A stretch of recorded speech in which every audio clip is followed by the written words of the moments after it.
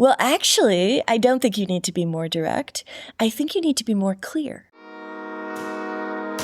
Hi, this is Kostecka. Welcome to What Works Across Cultures, my podcast on the art and science of global leadership and teamwork. I've explored this topic for over 15 years. Now, I'm bringing experts from all around the world to talk about how culture shapes the way we lead, communicate, and collaborate.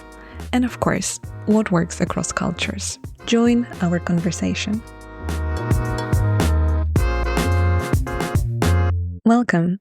The second episode is dedicated to communication because this is where differences become visible quite soon. Most of the global teams, when I ask them about, where do you see how culture impacts how your colleagues behave, they'll say it's in the communication styles. And as always, I'll start with a disclaimer. We are going to be talking about cultural differences, and these are the patterns in how people tend to behave, but also how we make sense of behaviors of others. We'll compare different cultures on this podcast, today Polish and US culture, and also more broadly European and North American one. And we'll look at common behaviors, where they come from, and how they might be perceived by someone from the outside. And just to be clear, this does not mean that everyone will act in the same way. Remember, people are complex, and culture is one of the many things that impacts how we communicate, make decisions, and also how we act at work. Today, I invited Karen Cvitkovich, a US consultant, author, and facilitator with almost 20 years of experience in the intercultural field. Karen worked with a broad range of clients in the biotech, retail, technology, and financial services industries, as well as governmental organizations, I think in close to 40 countries by now. Karen worked with, for example, Netflix, Lego, L'Oreal, Gucci, eBay, and the United Nations and the B-Lab. Karen, would you like to add something to this introduction? Well, I guess I would also add that one of the new parts of my life, which I'm quite enjoying, is I'm living half my time in Denmark and half my time in the United States. So it's been great after so many years of working internationally and studying cultural differences to be fully immersed in the Danish culture as well as the US culture. Let's start with this quote. It's by Simon Sinek. Communication is not about saying what we think. Communication is about ensuring others hear what we mean. Karen, what does it mean to you? And do you agree with it or not? I'll say it one more time. Communication is not about saying what we think. Communication is about ensuring others hear what we mean. Yeah, Simon Sinek is one of my favorites, so I'm really happy that you've chosen one of his quotes. And I think I fully agree with him. I think when you communicate, there's often a gap between what you say and what you really mean. And the interpretation between the two is so important with any communication, even when you're communicating with someone who's from the same country or culture as you are. But as soon as you start communicating across cultures, in my experience, that gap becomes a little bit bigger. And so the difference between what you say and how the person that you're talking to or communicating with interprets what you really mean can be greater.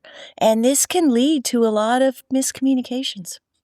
Yes, and for me, this quote works really well with people who tend to be more direct in their communication because it highlights that if you say exactly what you want to say, the other person might not necessarily understand it the same way.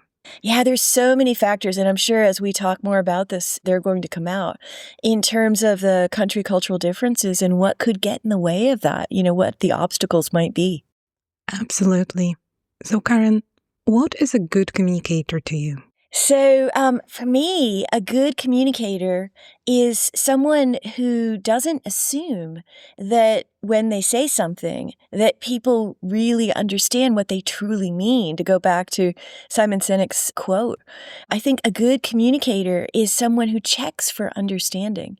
And, there are a variety of ways that they can do that, but, really ensures that a person does really understand what they truly mean. And I think depending on where you're from, there's some differences of opinion around whose responsibility is that? Is that the responsibility of the sender of the communication to be really clear and to ensure that people understand what they mean? Or is it the responsibility of the receiver of the communication to interpret what has been said in an accurate way? And I've come to believe after, working internationally for many years that it's a joint responsibility. It's really both. The more that we can be kind of partners in that communication, the sender and the receiver, the more we can ensure that the communication is good communication. I love what you said about not assuming, and I think that shows that you have so much experience collaborating with a lot of different cultures around the world. What I'm also hearing is this responsibility of a speaker to make sure that what is said is clear and it's received the way it was intended. One of the cultural dimensions that I want to discuss with you is this distinction between low context cultures and high context cultures. So in low context cultures, like for example in the US, the responsibility for sending the message, for making sure that it's understood, is on the speaker. So a good communicator in those kind of cultures is someone who's clear, whose communication is simple and very easily understood by others. And US is, for example, this type of culture. On the other hand, we also have high context cultures, where the message is not only in what is said, but also in who says it. It's things like nonverbal communication play much more of a higher role. We also have some of the common understandings, so not everything has to be said. And the responsibility for making sure that the message is understood is not on the speaker, but actually the person who receives the communication plays much of a more active role in this.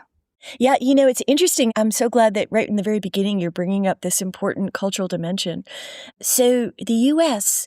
is not only low context, it's one of the most low context in the world. And sometimes people will ask me, why is that? Why are Americans so low context? And one of the reasons that's been given that I think I agree with is that it really has to do with our history. This is something that shapes so many cultures. And because the U.S. is an immigrant culture with people coming from all different backgrounds, all different ethnicities, religions, languages, you couldn't necessarily assume that the person you're communicating with would understand things in the same way that you do. And so because of that, it became important for Americans that communication be very explicit, very detailed, very clear. And so, yes, as you've said, in low context cultures, the burden of the communication is really on the sender to be all those things. And, we see that it's not just the U.S. that's low context. The Netherlands, Germany, there are other cultures as well that tend to be quite low context. In high context cultures, though, often the high context cultures, there's a real kind of shared history. And people find that they often already know a lot about what someone's talking about before they even explain themselves. There's a saying in Japan that you need to know how to read the air. Americans like me, we're just not very good at that. We've never really been taught that. And so it takes real focus to be able to kind of pause and take a deep breath and think, all right, what did they really mean by that? Rather than just taking the message at face value. When you teach leaders and teams to communicate more effectively across cultures, how do you do it? How do you approach this?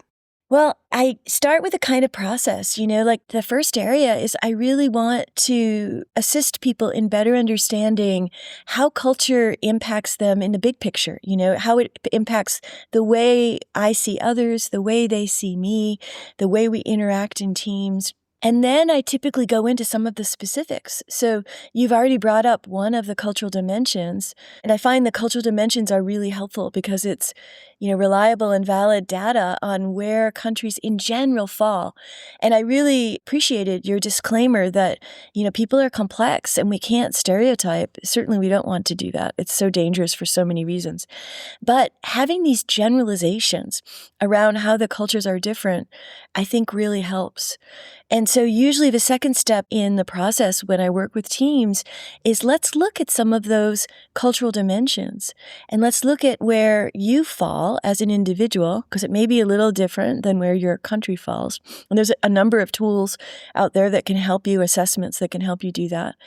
And then let's compare that with where the country in general falls that you're interacting with. And start to reflect on how have you seen that show up? What are some examples that you've noticed? And so two of the cultural dimensions that I think really impact communication in a very direct way is communicating in a direct or indirect way when you're giving negative feedback, and also this high and low context that we've been talking about. And then another that I think can really impact communication in terms of whether or not people feel comfortable speaking up or have that psychological safety to speak up has to do with, are you egalitarian or hierarchical? So we can talk about that a little bit more too. But that would be the second stage, is them understanding how they're similar and how they're different from their counterpart. And then the last stage is building strategies, because I think there's a number of different things that you can use for strategies once you recognize how you're similar and different.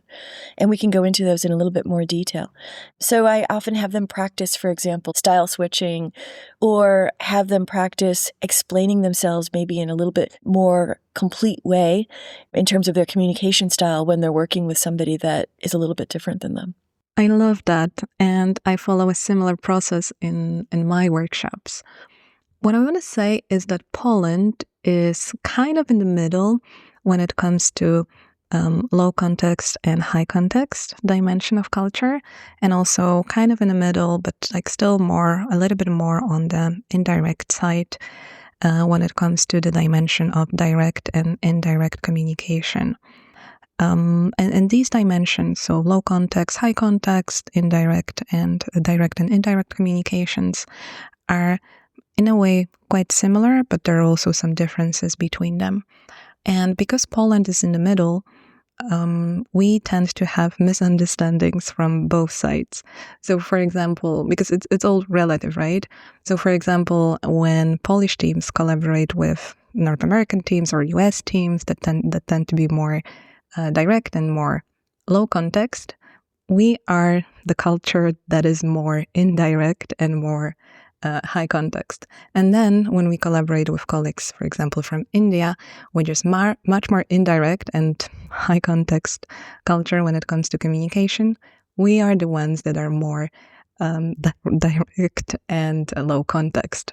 Also, Poland and the US are actually quite interesting case, because while the US culture tends to be more direct, tends to be more low context, when it comes to giving negative feedback, then Poland, when it comes to giving negative feedback, Poles tend to be much more direct than their colleagues from the US. But I'm sure we're going to discuss it a little bit later in the podcast. So having that in mind, I want to ask you another question. Based on your experience and expertise, what do people tend to get wrong about communication with their colleagues from the US? First of all, I would just acknowledge that your example about Poland, I think, is really relevant here, because Poland is in the middle, and I feel a bit envious that Poland is in the middle compared to my US perspective, because yes, maybe there's things that you get wrong on either end, but there's so many things that you get right, because you're able to see both perspectives probably more easily than the average US American might be able to, because we're such an extreme in the United States. So being such an extreme in the United States, many American team members will feel that good communication must be explicit and detailed, and that if people assume that something is understood when it isn't, isn't, that isn't good communication. So to answer your question, I think one of the things that team members, global team members, may struggle with when working with U.S. Americans is communicating in a way that is explicit enough. And while I do agree with you that direct and indirect and high and low context are definitely very related to each other, they're slightly different in that sometimes the U.S. may interact with a country like Germany or France or Israel that is much more direct in the way that they give negative feedback. And that may feel kind of shocking to an American. Like, how could they say that to me? Were they being respectful? And if the American doesn't fully understand the feedback, it's often because that very direct person has made them feel defensive, made them feel like they need to protect themselves. So they can't really embody the feedback or hear it in a way that they can change their behavior. I worked with a French executive once who said to me that sometimes when I give feedback to the Americans, they seem to not change their behavior. So perhaps I need to be more direct. I paused and said to him, well, actually, I don't think you need to be more direct. I think you need to be more clear. So this was him modifying his style, not in being more direct, but being more explicit about what he wanted changed. So that's another thing that sometimes can be challenging for higher context team members when they're interacting with U.S. Americans. I love how you highlighted this distinction. And yes, there is a difference between being direct and being clear. So let's go a little bit deeper into this. How would you define low context communication and direct communication? Well, I think your definition of high and low context, I fully agree with. That if you're low context, you really believe that culture is very explicit, simple, and clear. And if you're high context, because you assume there's already a shared understanding for much of what you're talking about, the communication can be very implicit, very layered, very nuanced. With direct and indirect, it may have to do with when you're giving the feedback, how much do you cushion it? How much do you sugarcoat it? And so in the U.S., when we give feedback, we typically often will use what many people call the sandwich method of feedback. And many Americans and American organizations have said, we don't want to use this sandwich method anymore. We want to be more direct. But in my experience, we still fall back on this. So we, as probably most of our listeners know, with the sandwich method in the United States, we tend to say something positive, and then we say what we really want to say, and we end with something positive. And why do we do this? Well, we do it because we feel like this bread on either side of the meat, it's going to help the listener hear the feedback in a way that they don't feel personally attacked. But what sometimes can happen with a more direct communicator is they will just hear the bread, right? They'll just hear that fluff on either side, and they'll miss the core message because they're not used to having to look for it. And yet, once we've given that feedback with this sandwich approach in the U.S., we often will then go into detail. So we may have given you the feedback that your report was not up to standards. And then we may go into more details about on page 5, you did this, and on page 7, you did that, and these are the 3 things I want you to improve. What I find with high context communicators is they tend to leave out those details with the assumption that the person they're communicating the feedback to will know what they need to change. And if they don't, they'll ask questions. And so this can also create some challenges when global team members interact with their U.S. American counterparts. Actually, we had a funny situation between us just before this call. I haven't actually sent you the link to the meeting, and I received an email from you asking for that. And are you okay if I just read it out? Because I think it really nicely highlights the difference in communication styles. Absolutely. So this is what you wrote. Hi, Anna. I read in your techie notes that we'll be using Google Meet. Maybe I'm overlooking it, but I'm not seeing a Google Meet link in your invite. Can you please send this to me? Talk to you soon, Karen. And when I saw it, I smiled because I guess if I were to have a call with someone from Poland and I would forget to include the link in the invitation, the email probably will say something like, "Hi, Anna, you haven't touched the link to Google Meet. Could you please send it?" or something like that. And I loved how you made your message much more delicate. So you wrote, "Maybe I'm overlooking it, but I'm not seeing a Google Meet call link." So I really, really appreciated and thought it was a really nice example of actually what we're discussing today. Yeah, it's interesting, right? And I think the goal in feedback is that you change someone's behavior. I mean, I think everywhere in the world, people would probably agree with that goal. And so the way that you deliver the feedback is so important in order to make sure that you achieve your goal in changing their behavior. And because across cultures, people are used to receiving feedback in different ways that range from very, very direct to very indirect and very, very detailed to assuming a person is going to ask for clarification if they don't understand. That knowledge can help us as global team members and global leaders to be able to adjust our feedback in ways that are most effective depending on who we're communicating with. But, the other thing that can be super challenging, and I've experienced this firsthand, is if you're a leader of a team and you have several people in your team and they are of multiple styles. So this was my life in the previous consulting firm I worked for. I managed people in Europe, in Germany, and in France. They were quite direct. And then also in India and in China and Japan and in Latin America, and then fellow people in the United States like me.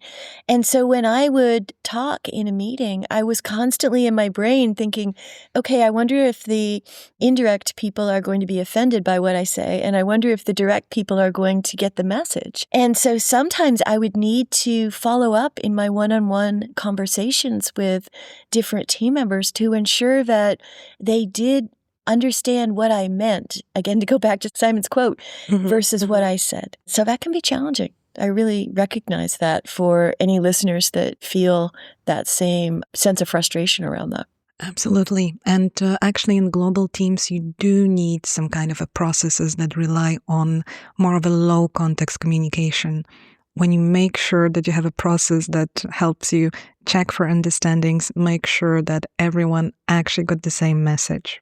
Yeah, there's a really interesting study that came out fairly recently at INSEAD out of France, and they looked at that, and they acknowledged the fact that there's no right, there's no wrong when it comes to culture. It's just differences, and certainly with any of these cultural dimensions, we as interculturalists don't want to say this way is wrong and this way is right.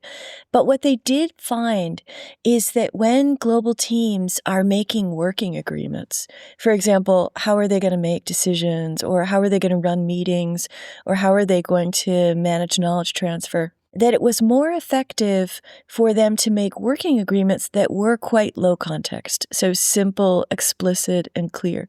And the reason for that was because the global team members didn't share the same context or the same understanding about things. And so that would be one exception I would highlight, where if you're working on a global team, it is better that your working agreements be pretty low context, not because you should do it in the U.S. way or because the U.S. way is better, but because you don't share the same context, just as a matter of practicality when you're working in multiple global locations. And that ties really nicely to what you said before about why U.S. communication style tends to be more low context, because the country was created by people that did not share the same knowledge, didn't have the same cultural background. So now I want to ask you to give an example of a feedback that you would give me in this particular situation. So imagine that we are team members working on a project together, and I'm responsible for one of the deliverables.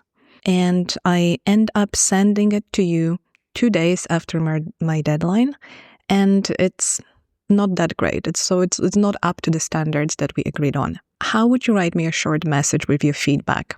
What would the message say?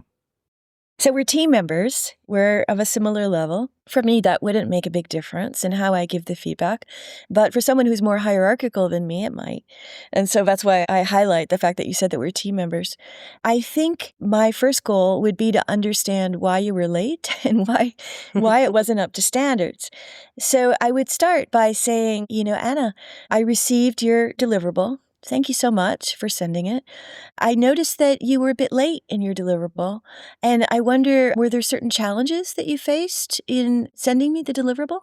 I would ask for your feedback on that. And then I might ask you, how did you feel about what you sent me? Because I find that for me to give you negative feedback, if you already acknowledge that maybe it wasn't up to standards, this would make it easier for me to go into more detail with you and maybe seem less confrontational, because I'm not a particularly confrontational person. And so I would probably ask you for your input first. And if you were to say to me, well, it was very challenging for these reasons to get it to you on time, and I realized that perhaps this and this was maybe not up to standards, then I would go into more detail that, yes, I noticed that as well. And it's important that in the future that your deliverables be on time, because other people in the team are really counting on that for them to be able to do their work. So to give some context for why the punctuality was important. And then also to find out what I could do as your team member to help it be up to standards in the future, but also making sure that you understand that it wasn't up to standards. So this sounds very long and roundabout, but my hope would be that it would feel collaborative to you and yet clear in terms of what was wrong. I love how you describe this feedback process as collaborative, as thinking about it as, we're in this together. This is kind of like a partnership situation. What I'm finding in the Polish culture, for example, is that when we give negative feedback, we tend to do it more directly. And I don't think that there is this perception of partnership in the same way that you described it. Yes, we are collaborative, but it's more, feedback situation is more like I am giving you feedback, so I'm giving you the information that you need to have to change your behavior, and I might tell you also how it affects me. So from the way people give feedback in Poland, I think you are much more likely to get a little bit of a different message than what you write. And I think you could get a message saying something like this. Hi, Karen, I got your deliverables 2 days late, and it doesn't meet the standards we agreed on. Here is a link to the meeting notes, which specify that I need it fixed ASAP. I would like to avoid this kind of situations in the future, as this is really troubling and impacts my work. How would you respond to a message like that? What would be your typical interpretation? So my head would say that was very efficient feedback. I know what was wrong. I recognized already that I was 2 days late. And she's pointing out where we agreed on what the standards were so that I can clearly see in what ways maybe I didn't meet the standards. So that's what my head would say, the logic in my brain. My heart might feel a little scolded, a little like, you're like, wow, okay, she doesn't understand why I was late. She is being very specific about the standards, but maybe the standards were challenging for me to completely follow, given certain situations that maybe she doesn't fully recognize. So I would also want to feel like it was a shared responsibility, kind of getting back to that collaboration. So even if you had gone through that process that you just outlined, which would have been quite clear, a few subtleties, like saying, thank you for sending it when you did. I know you have a lot on your plate. And then maybe ending with, the standards may have been hard to completely follow, so let me know how I can help you. Just small little phrases like that would have made me feel that it was more of a shared responsibility. So even when you responded just now, you started with the positive, what have worked, right? You said that the message was very, very clear. And then you gave some examples of, some small tweaks in the communication that would really, really make a difference for you. Yeah, it's very true. And yet, I really believe, and this is a kind of core part whenever I work with global teams is I'll say that I think we're more alike than we are different. I really believe that our similarities kind of bind us together globally. And I felt like that was highlighted, especially during COVID when we were going through a big challenge as a world altogether in global teams. And everywhere in the world I've traveled, I've found that people want the same three things. They all want to feel respected. They all want to feel listened to, and they all want to feel understood. But I think the challenge is the behaviors that we look for in order to feel those things are a little bit different depending on the culture and the context that we come from. And so the more that we can understand what it means for us to feel respected and listened to and understood, and how that might be different for our global team members, that can help us to have that kind of empathy and really make strategic choices for how we might proceed when we recognize the differences. Yes, one of the things that I hear from the Polish teams or European teams that collaborate with Americans is that sometimes when you give feedback in this way, when you use the sandwich approach or, when you start with the positive, the actual message is difficult to hear. So we might miss the actual feedback. And sometimes it's also frustrating for people. They kind of say like, oh, just tell me what you mean. I don't want to hear the bread. Just tell me directly. What do you actually think about what I did? Yeah, and I would sometimes get that feedback when I was leading a global team from my more direct team members once they got to know me and they felt comfortable kind of giving me feedback, that sometimes they didn't know specifically what the feedback was, or they felt that because they wanted to grow and change professionally, they wanted more clear, critical feedback from me. And so I really thought deeply about that. I really started to think about how can I make sure that I give them feedback that they can act on, that can help them grow professionally in their work or even grow personally. So I think this is a really important lesson that I learned, that I would share with other Americans like me who maybe give feedback in a style that I do, is that if you give feedback in that kind of sugar-coated way that many Americans do, that it's so important that you check for understanding afterwards. Maybe with questions like, based on the feedback that I've given you, what are the top 3 things you think you want to change? And what are the top 3 things you think you want to keep doing the same way? And this kind of question, I think, can help you to understand if they really heard the critical feedback, because it is very common that they might miss it. And that's one of the big risks when you give feedback in a way that's less direct than a person is used to, is that they miss the message. And of course, there's a risk if you give feedback that is more direct than they're used to, is that they become feeling so personally attacked and feeling like they're not being respected that they can't really act on the feedback either. So it's finding that place in the middle where they can both hear the feedback and act on the feedback that I think is so important for us as global leaders. One other dimension of difference that I notice when it comes to feedback is the amount of positive feedback that you get about your work. So, for example, in a lot of European cultures, and especially, for example, in the Polish culture, if you do a good job, this is kind of considered by default. It's your work, so yeah, you do a good job. So you don't necessarily get a lot of positive feedback. And in the US culture, when Polish teams work with colleagues from the US, there's a different pattern. Like you get a lot of positive feedback. It is changing a little bit. Actually, I have seen recently a lot of posts on LinkedIn when parents kind of post pictures of their kids' report cards from school. And those report cards highlight what the kids did well.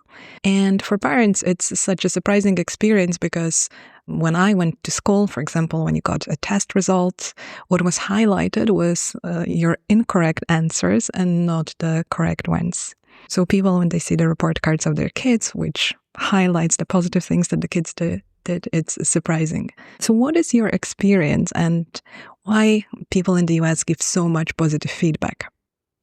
Well, I have a personal experience, but then also a sort of research answer to your question. The research answer to your question is I think Americans, we're one of the most individualistic cultures in the world. So we really look out for ourselves. And it's not because we're trying to be selfish, but because there's this emphasis or value in the US of self-reliance. But as individualistic cultures, we want to make sure that the good in us, the positive in us, is recognized as much as the things that maybe we should do differently. But then my personal reflection on your example of kids is, so I have 2 children, and it's amazing to me to think about the fact that my son is now 31 and my daughter is 25. But if I, challenge myself to think back to when they were small, when they were little, we had a Romanian au pair who lived with us for 4 years, and she's become really a part of our family now. And so I think of her very much as that. But when she first arrived from Bucharest to my home in Massachusetts, my kids were 4 and 10. And when my 10-year-old, my son, he wasn't the most school-oriented like my daughter was. And sometimes he would pass in his homework on a wrinkled piece of paper or be very messy with his homework, or maybe not even pass in his homework. And what I found is that Vali, our Romanian au pair, she would be very critical of him for those things that he was not doing. And as his mother, I felt a little defensive. Like, please, can you give him a little positive feedback too? He's trying, he has his faults, but he's really trying. But what I noticed about my children is that when Vali would give them positive feedback, wow, they would just sit up straight in their chair and feel so proud of themselves because they knew that she really meant it. Whereas I would shower them with positive feedback quite often. And so I think they still appreciated it, but they didn't have that same glowing, impact from the feedback from me as they did the positive feedback from Vali. So I think this is an important insight too for us, or for me as an American and as an American mother, is that sometimes when you're always focused on giving balanced feedback, when people do hear your positive feedback, they may not take it as seriously as when that positive feedback is given in a very careful and limited way. Yes, and you actually have similar situation in teams. I remember that when I started working in Canada, which has a more similar approach to the US when it comes to feedback, is that I was getting so much positive feedback. I was hearing that my work is amazing, that it was outstanding. And at the beginning, I was thinking that, wow, I'm doing such a great job. And then I realized that, well, actually some of my work, maybe was amazing, but maybe some was just good or just okay. And it was just a different way of giving feedback, much more positive reinforcements, much more positive comments, but also different words that were used.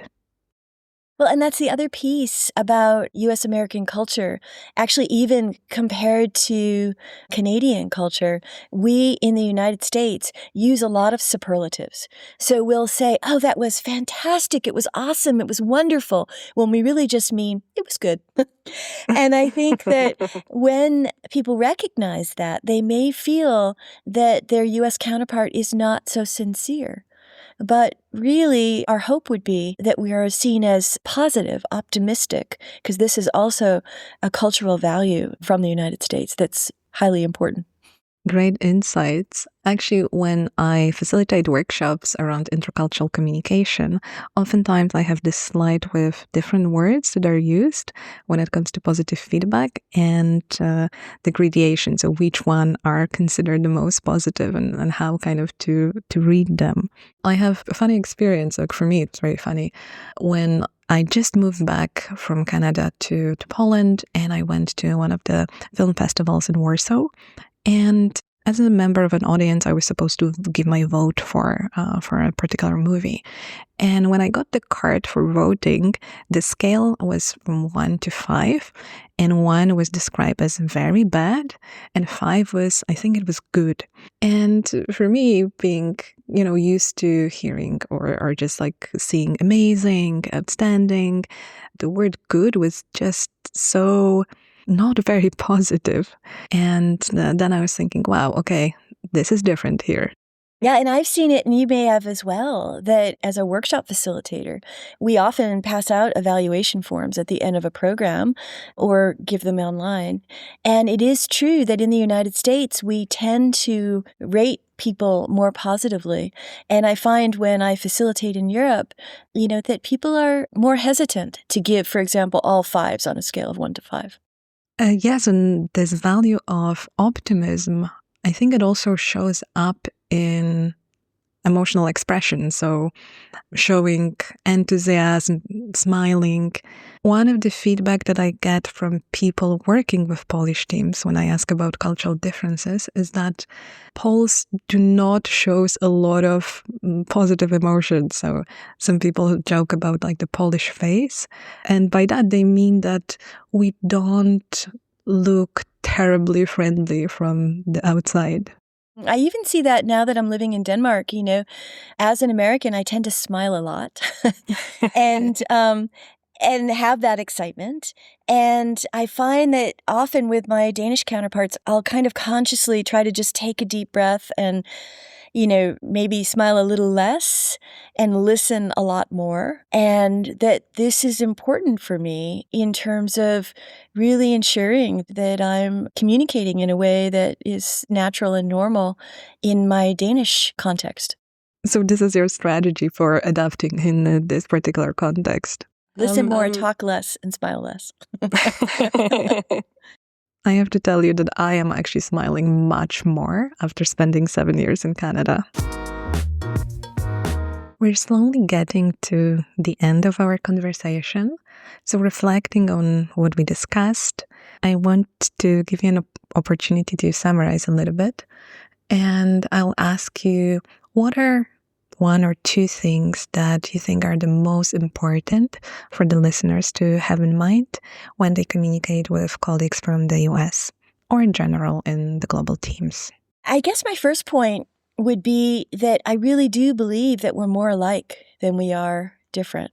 And this idea that everyone wants to feel respected and listened to and understood, it's just the behaviors that they look for may be different.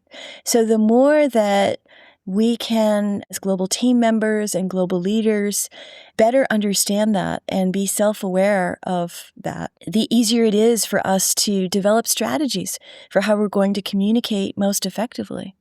And then as we're developing those strategies, I think the cultural dimensions that we talked about today, high and low context, how clear are we versus how much do we assume people already understand? Direct and indirect, how much do we say exactly what we mean versus maybe sugarcoat it a bit? Knowing where we fall on those scales, and then recognizing where the person we're communicating to falls, this can help us to then decide, are we going to change our style to be more like them? Are we going to ask them to be more like us? Are we going to kind of meet in the middle? Or are we going to talk as a team about what our third culture might be, what our working agreements could be, so that we can really leverage our differences as our greatest asset? Because I truly believe it is our greatest asset, so long as we all understand each other and work towards communicating as effectively as possible. Beautiful. And when it comes to feedback? I think with feedback, thinking about those things in a very concrete way. So when I'm giving feedback, your goal is to change the behavior of the other person. So thinking about how you can do that most effectively.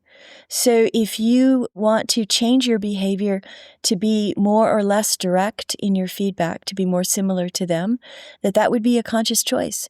But if you decide to stay the same, if you decide to give the feedback in a way that you would in your home country, and that's different than what they're used to, then I think framing your feedback can be really effective. So saying a little bit up front about, okay, I'm about to give you feedback. And as you may have noticed, I tend to be more direct than what might be typical in your culture, or I tend to be less direct than what might be typical in your culture. So when I give you the feedback, if you have any questions or if I'm unclear, please let me know. And then the last piece of that is checking for the understanding. And I guess that gets back to Simon Sinek's quote that you gave in the beginning, that we really want to recognize that what we say and what is heard or what we meant might be two different things. And so the more that we can check for that understanding, the more we can ensure that the feedback that we're given is really understood. And this ties really nicely to what you said at the beginning, that a good communicator is someone who doesn't assume that the message was understood, but checks for understanding. what stood out to me in this conversation was how you explained the why behind specific behaviors. When you, for example, describe the values like self-reliance or optimism. And also, I love the specific tips that you gave around either adjusting your communication style, so just tweaking a little bit what you say, or if not, just explaining where you're coming from. I think these are going to be really helpful for everyone working in a global team, and in particular, collaborating with colleagues from the US. My last question in this episode is, what was the most valuable for you from this conversation? I think for me, the most valuable part of this conversation was the thoughtful questions that you asked and how that made me think in a more concrete way about what good communication really is for me as an American, for you as a Polish person, and really, pausing and reflecting. I think this is so important because so often in our day, we don't have the time to do that. And so I think having this kind of two-way dialogue with you sharing your stories and me sharing mine and us coming to a common understanding of each other, that was very valuable. And as I also value my relationship with you and it being a relatively new collaboration between the two of us, I feel like this is going to really help us moving forward in our work together, as it would for any of our listeners when you're working with your global colleagues. Absolutely. And I love how you highlighted that oftentimes we have so many things in common, and it's just sometimes that we look for different behaviors that we would expect. Karen, I really enjoyed this conversation, and probably we could talk for another hour. Really good to have this conversation, and I'm so honored that you asked me to be a part of this, and I look forward to our future conversations. So do I. Karen, thank you so much for such a wonderful conversation. Oh, thank you, Anna. It's been a pleasure.